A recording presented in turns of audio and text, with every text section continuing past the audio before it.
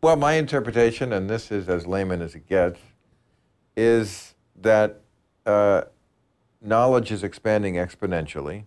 So at a certain point, hopefully before I die, machines and humans will sort of merge, and then I'll live forever. That's what I took away from it. I could live forever. The rest of it to me is bullshit. In general, I do believe what he says. I mean, that's why I'm here, because I think this man is a genius. And I think when he says this is where the trend line is going, I pay very serious attention. We're putting together a new rules book. We put one out in 2005, and now we have another one out in November. So I'm going through all the old new rules from 2005 until today.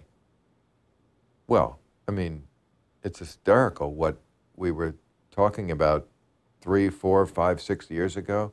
You know, that was new and crazy, and, you know, hey, who are these crazy people wearing a Bluetooth? Are they talking to themselves? You know, it's like now a Bluetooth is like, yeah, that's life in the big city. We all see people talking to themselves. It's not crazy or novel. So you see it anecdotally that things change really fast. I was talking to Ray about this area of how religion butts up against what he's talking about when he was on the show, and that is when you get into the area of living forever, of eternity, and when you get to the area of somehow man and machine melding to the point where they have sort of ultimate knowledge, you're sort of treading on the area of religion. I think the way I said it to him was, you're selling crack on their corner.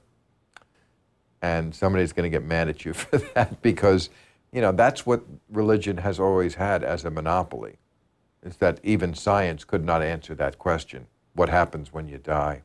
Can you go on forever? Can we know all the answers?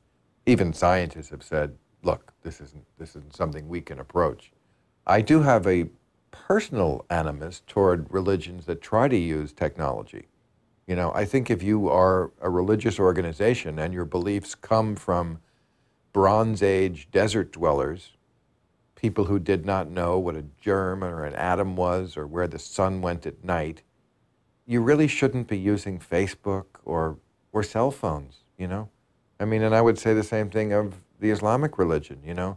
If you're using a cell phone to call people to get over here and have a stoning of some woman because, you know, she committed adultery, so we're going to throw rocks at her head, that's not fair.